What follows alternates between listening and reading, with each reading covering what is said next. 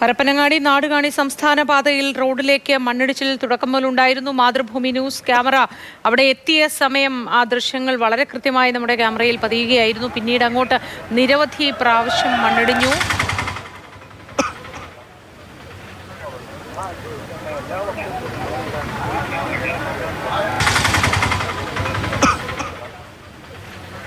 അരുൺ അമൃതാഥ് ചേർന്ന വിവരങ്ങളുമായി. അരുൺ, നമ്മൾ നേരത്തെ സംസാരിക്കുമ്പോഴുള്ളതിനേക്കാൾ കൂടുതൽ വീണ്ടും മണ്ണിടിഞ്ഞു, തെങ്ങടക്കം കടപുഴകി വീഴുന്ന ദൃശ്യങ്ങൾ നമ്മളിപ്പോൾ പ്രേക്ഷകരോട് പങ്കുവച്ചുകൊണ്ടിരിക്കുന്നു. നിലവിൽ എന്താണ് സ്ഥിതി?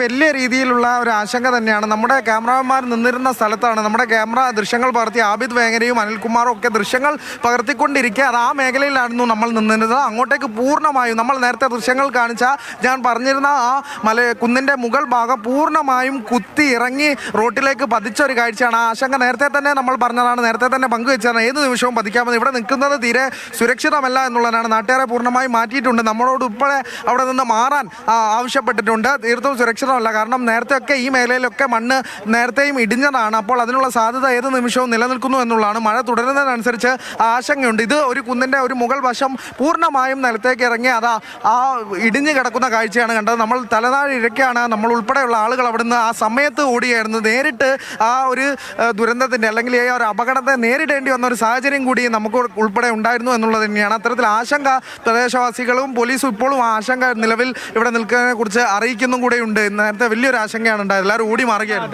അവിടുന്ന് കുറച്ച് ഇപ്പുറത്തേക്കാണ് നിന്നിട്ടുണ്ടെങ്കിൽ ഫുള്ള് ജനങ്ങൾ അതെല്ലാം അകത്തെ വിട്ടാണ്. അത് ഇനിയും ഇവിടെ പൊട്ടാൻ സാധ്യതയുണ്ട്. ഹോസ്റ്റലാണ് മേലെ കാണുന്നത്. ആ ഹോസ്റ്റലെല്ലാം അവിടുന്ന് കുട്ടികളെല്ലാവരും മാറ്റിയിട്ടുണ്ട്. എല്ലാവരും മാറ്റിയിട്ടുണ്ട്. അതാ നേരെ മുകളിലേക്ക് ദൃശ്യങ്ങളിലേക്ക് പോയ സ്ട്രേറ്റ് പാത്ത് എന്ന സ്കൂളാണത്.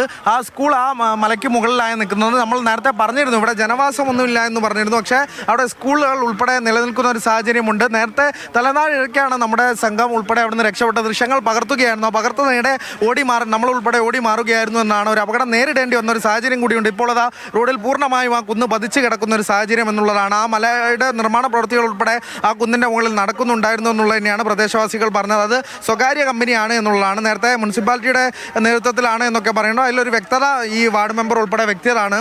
അത്തരത്തിൽ സ്വകാര്യ കമ്പനിയുടെ നിർമ്മാണ വാർഡ് മെമ്പറാണ് ഇപ്പോൾ നമ്മോടൊപ്പം ചേരുന്നത്. എന്താണ് ശരിക്കും സംഭവിച്ചപ്പോൾ അവിടെ എന്താ വെച്ചാൽ പ്രൈവറ്റ് കമ്പനി ഖനനം നടത്തിയതാണ് ഷോപ്പിംഗ് കോംപ്ലക്സ് ഉണ്ടാക്കാൻ വേണ്ടി.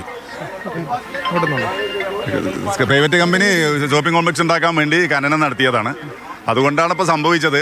ഇത് ഈ ജാതി മഴയും ഇതൊക്കെ ഉണ്ടാകുമ്പോൾ ഇത്രയും ഉയർന്ന സ്ഥലങ്ങളിൽ അത് നടക്കുമ്പോൾ ഖനനം നടത്തുമ്പോൾ മണ്ണ് ലൂസായതുകൊണ്ട് ഒന്നായിട്ട് പോരും. ഇതിൻ്റെ തൊട്ട് മേലെയാണ് സ്റ്റേറ്റ് പാത്ത് സ്കൂളുള്ളത്. അത് സ്കൂൾ അവധിയായതുകൊണ്ട് കുട്ടികളും ആരും ആ ഒരു സ്കൂളിലില്ല. എന്നാലും ഇപ്പോൾ അത് ലൈവായിട്ട് ഇപ്പോൾ എല്ലാവരും കണ്ടു. അവിടെ മറ്റ് വാഹനങ്ങളെന്തോ കുടുങ്ങിയായിട്ട് സംശയമുണ്ടോ? ഇല്ലല്ലോ അല്ലേ? വാഹനങ്ങളൊന്നും കുടുങ്ങിയിട്ടില്ല എന്ന് വിചാരിക്കുന്നു.